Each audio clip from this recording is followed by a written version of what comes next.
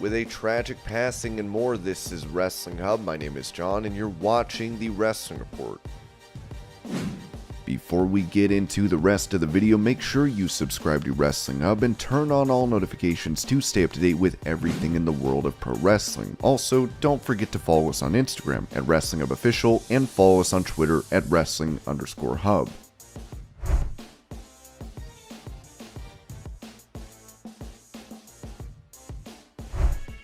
Speaking about Bray Wyatt's return to WWE, AEW commentator Jim Ross said this on his podcast. I think he's a big time player, and I'm glad he's back. I'm not sure where they're headed with that deal, nor would I like to know. I like to watch it all unfold when I get a chance. Somebody earlier asked if I watch WWE. I watch it sometimes, but I do because I'm a wrestling fan. I've got my brand, AEW is my brand, and that's what I'm buying my groceries on, but I think he's a hell of a talent. He's got that blackjack mulligan and micro-rotunda blood running through his veins. He's athletic as hell for a 300-pound guy. I'm glad he's back. I'm glad anybody is back for any company if everybody is on board. In other words, I believe that this is going to make Bray Wyatt very happy and very fulfilled, and I think that's a good thing.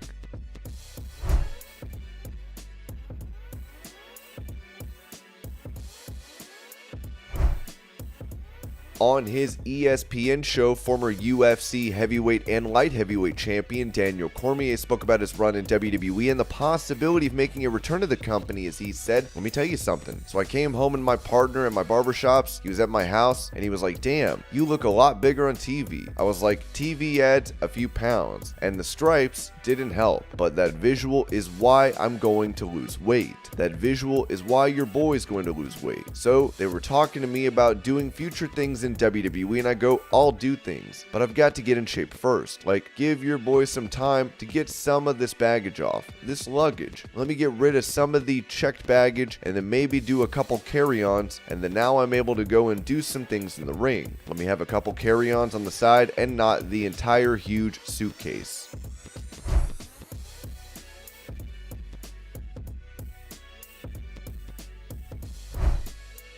Recalling his time as the head writer of WWE, Brian Gewirtz noted in his book that he used top stars to insult former chairman and CEO Vince McMahon. I certainly couldn't say highly insulting, flat out disrespectful things to the man who signed my paychecks, but The Rock, Chris Jericho, John Cena, and plenty of others could. I'll admit it. There were times when I got upset with Vince. I just bit my tongue and had a character express what I was feeling live on the air. It was a warped but very effective form of therapy.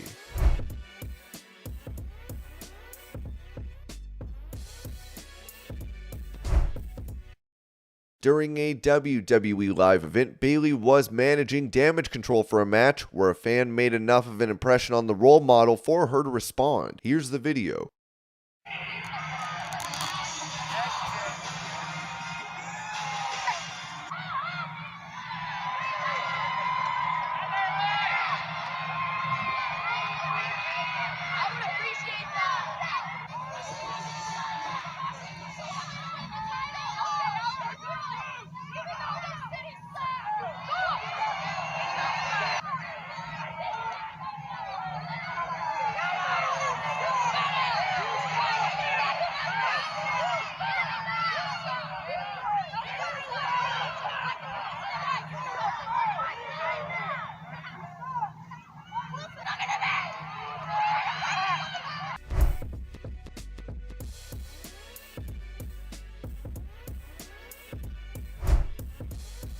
On Talk Is Jericho, AEW star Saraya was asked about possible opponents for her in the company as she said, Britt 100%. I know she gets used a lot, but she's really good. I really want to get in the ring with Nyla Rose. I love Sonny Kiss. I know she's working in the male division, but I would love to work her eventually. Jade Cargill looks really impressive. I'm not really familiar with her wrestling style as much yet because she's so new. I'm looking forward to seeing where she goes. Jamie Hayter, I think she's fantastic. People love her. They really want her to be babyface. I'm like, you should really keep this going for a long time. There's so many different women I look forward to working with.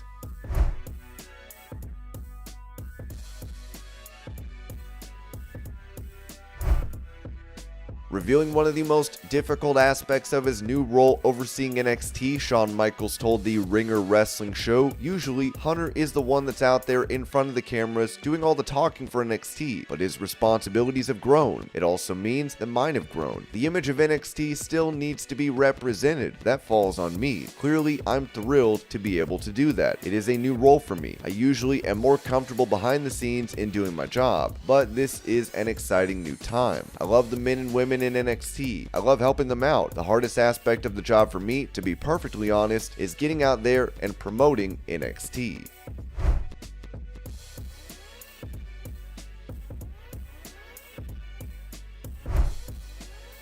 On the Wrestling Outlaws, former WWE and WCW writer Vince Russo touched on Adam Cole, who is currently out with a concussion from AEW, saying, "To me, Adam Cole falls in the Johnny Gargano category. That's not, when I look at him, that is not a believable person to me that's going to be able to beat up a roster twice his size. That's my instinct. I don't know the guy from hey, listen, if my buddy EC3 says he's a hell of a guy, I'm sure he's a hell of a guy. This has nothing to do with that. I'm just talking about a casual viewer watching a wrestling show. My first instinct is going to be, who is this guy going to be?"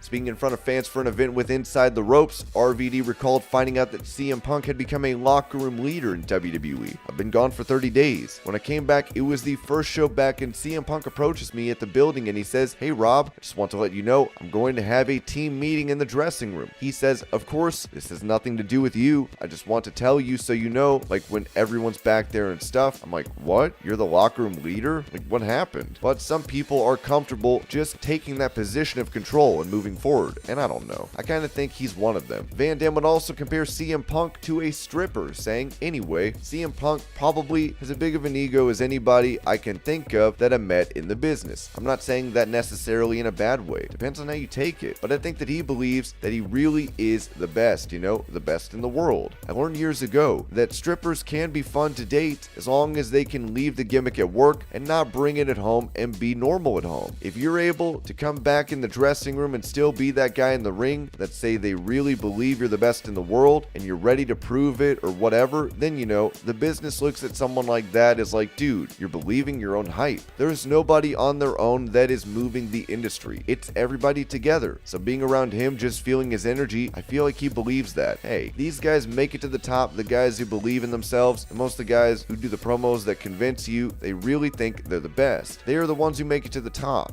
They're also the ones that I can't stand because I think they're crazy."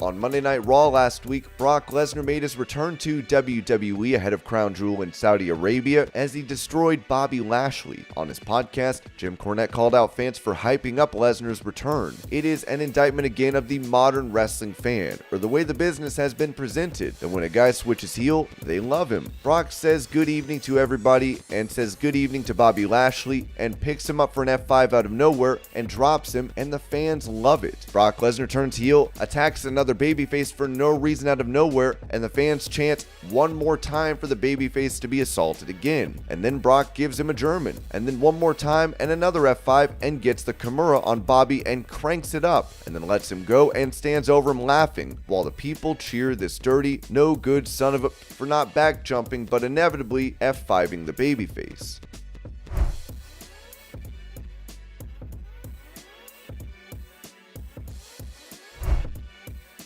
With Bobby Fish recently leaving AEW and making an appearance for Impact Wrestling, it seems the former WWE star has made a return of sorts to NXT. It was reported that Fightful Select has learned that Bobby Fish and Anthony Green were both backstage at recent NXT live events. Those that we spoke to confirmed the two were still on very good terms with WWE.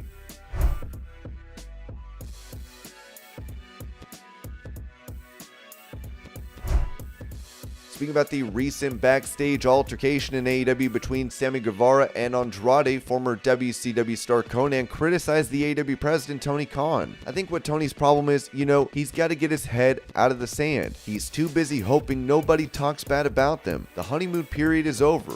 At the beginning, you were new. You were hiring all these people. It was a fresh product. But you can't go around with rose-colored glasses. This is a cutthroat business, and you got a lot of immature people in your business. You got a lot of toxic people in your dressing room. They were mad at me because I had wrestlers tell me, hey, you shouldn't have said what you said. Well, I wasn't wrong, and Tony didn't like it. I mean, there's a problem in the dressing room. I wasn't wrong. Address it. I don't think it does any good for you to go out there and say no comment, no comment. I know there are some legal issues because I actually asked Kenny Omega if he could send me a video for Triple Mania, whoever wins between Vikingo and Phoenix, because he's the #1 contender, and he goes, I still can't because of legal issues. So there is something legal going on. Tony should have said at the beginning of the interview, listen, if you ask me anything about Punk, if you ask me anything about the Young Bucks or anything like that, I can't. We're going through legal issues, and until that recourse is settled, I can't. But you can't tell Ariel what you were thinking. He's so polite about it. But at the end of the day, it's very rare for Ariel, who is very professional and very credible, to say what he did. He said it was one of the most frustrating interviews he's ever done. What's it gonna hurt you to say, well, I don't think what Punk said he should have said. What could I do? He said it, or whatever. But, no comment. I can't comment. I'm sorry, my friend, I can't comment. It's almost like these guys that go in front of Congress and they're like, I can't remember and I plead the fifth. Then what did you come here for if you can't remember? Even if it looks bad that people go back to WWE, big deal. It's better to take the toxicity out than keep it in there. Either that or you're just gonna have to sit a lot of people home and not let them in the locker room. It's not a good look. You're the head of the company. Man up. I like Tony, but I don't gotta keep saying that all the time. That's besides the point.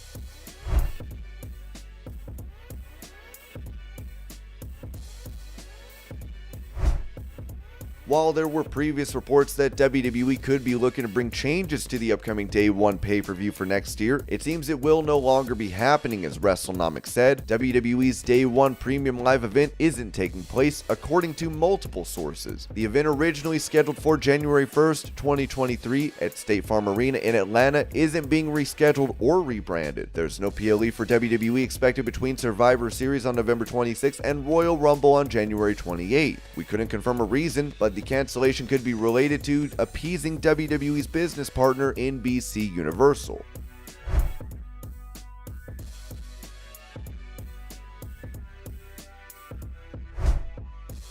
In some unfortunate news, the grandfather of Angel Garza and Humberto Carrillo has passed away, as wrestling legend Alberto Del Rio took to Twitter to pay his respects, writing, "Today Mexican wrestling is mourning the loss of Mr. Humberto Garza. To his grandchildren, Angel Garza and Humberto Carrillo, my condolences and a big hug, as well as to all his family and fans during this difficult time. Rest in peace, Don Humberto." And this was your Pro Wrestling News Update. I hope you're all having a great day. Thank you so much for watching, and I'll see you later.